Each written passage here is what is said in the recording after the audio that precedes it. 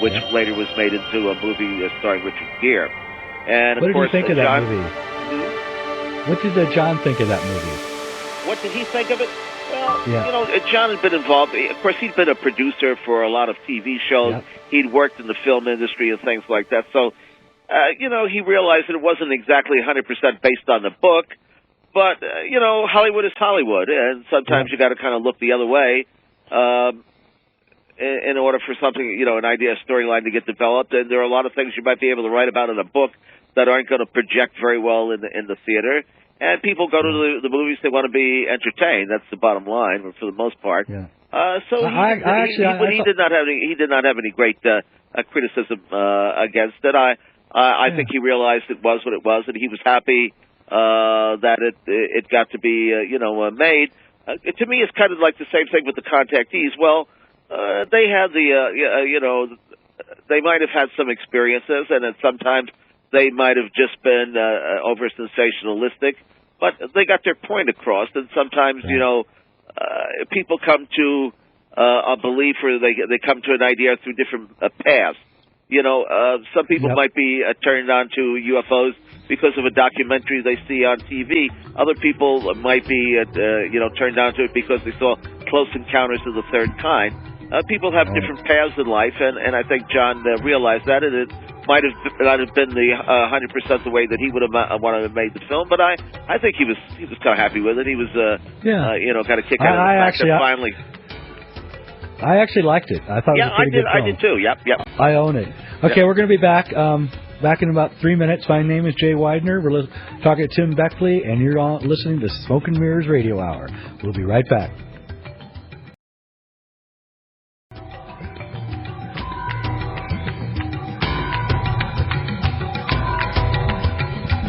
We're back. My name is Jay Weidner, and you're listening to the Smoke and Mirrors Radio Hour. We're on every Monday through Friday night, 6 to 7 in the Pacific, 9 to 10 on the East Coast, and then we're rebroadcast the same times in the morning. So 6 to 7 in the morning and 9 to 10 in the morning.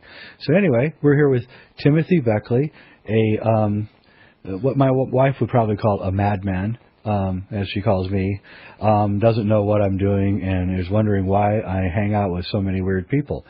And I was going to ask you, Tim. I see on your bio here that you're a horror film fan. Is that true? Well, I have to blame that on Nancy Reagan. Believe it or not, which I know it might sound pretty strange, but I don't know if most people realize it. But Nancy Reagan, before she came, Mrs. Reagan, was Nancy Davis.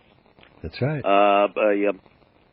An actress in Hollywood who did a lot of, I guess, I don't know what her background is, to be honest with her, but the movie that influenced me is a film that she did called Donovan's Brain. It was shot in black and white, and I'm not exactly sure what year, but I think in the early 1950s. Anyway, I know as a kid it was being broadcast on television. And I guess it was on at a reasonably late hour. Anyway, I wanted to see it, but my mother wouldn't let me stay up that late because I had school the next day. Not that normally mattered, but I couldn't sneak under the covers and listen to it like I did Long John. Anyway, I could hear. My mother wanted to watch it, of course. Now I could hear the movie in the next room, and I remember hearing the sound of Donovan's brain being kept alive in a jar, I guess, or something like that, right? Yeah. It was one of these brains without a body or something. And I could hear the sound of the machinery pumping. Boom, boom, boom, boom, boom, boom, boom, boom. Anyway, it frightened the bejesus out of me. And for some reason that I really can't explain. But I guess, in a sense, it was a good horror movie because, today you have all these special effects, so that ruins it to me. The whole thing about a horror movie is the shadows and the sounds and so forth. And anyway, after that night, I couldn't go to sleep without sleeping with a nightlight on. But I saw that movie was on TV maybe about 10 or 15 years ago, and I said, this movie frightened me so much when I was young. Now I have to see the real film. Well, I turned that movie on, and I shut it off in 15 minutes. It was so boring. because it just was not. I guess horror movies had come a long way since that was made, and the acting wasn't all that great, and the theatrics wasn't all that great either, except for the brain being kept alive in a jar. Anyway, Jay, that movie, I always enjoyed horror movies, and I guess that had a great impact on me because later on in life, I started working for a couple of small movie companies around Times Square. I had an office in Manhattan. I worked for Jim Mosley, had a magazine, Saucer News. So I would come into the city. This is back when I was in my late teens, and I could hear I went around Times Square, and in those days you could see two movies for $1, and including a newsreel and a cartoon. Although I don't think on Times Square they were too interested in the cartoon. Anyway, a lot of them were horror movies and so forth and so on, and I met a lot of the small movie producers out of offices around Times Square, and I met a few of them, and I got into the movie business when I wasn't working in publishing, because I edited over the years probably about 30 different magazines, none of which more than lasted more than a couple issues. But I met some of these small-time producers, and I became the publicist for their film company. And did you know Jack Harris? Wasn't he in New York? He did the Blob. He did the Blob. But I knew quite a few of these other. There's a fellow by Sherman who had a company who actually became very much interested and involved in UFOs over the years.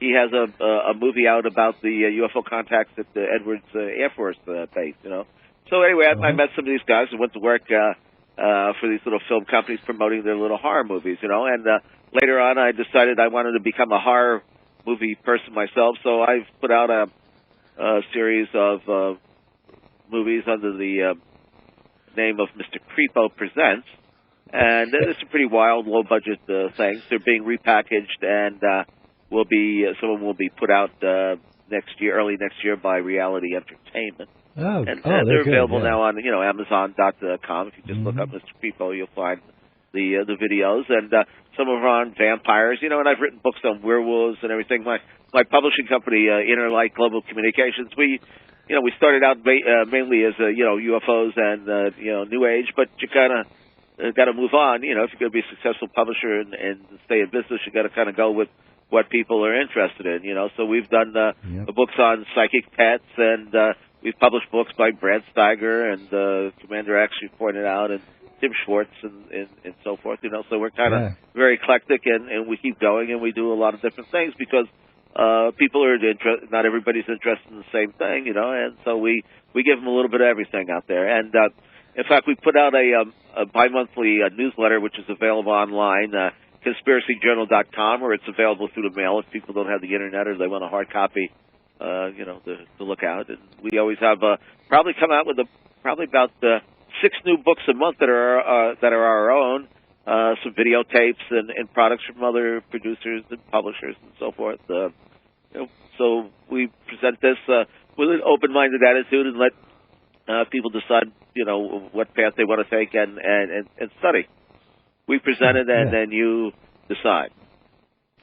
That's what I do too. Yes, you do, and a very good job you do. Yeah, well, thank you. I used to actually write horror films, believe it or not. Is that right? Yes, I did. Did you do Donovan's Brain? I did not. I was about 2 years old. Nobody will take credit, huh? No. It's no, I won't take credit for the ones I wrote either, by the way. They were pathetic. Okay, I'm a big horror film fan myself too, and I agree with what you said about modern horror. It's too techy. Okay, we're going to be back. I'm Jay Weidner. We're talking to Timothy Beckley. ConspiracyJournal.com. Go there to his site and look at all the books he's got. Incredible. All right, we'll be back. Thanks for listening.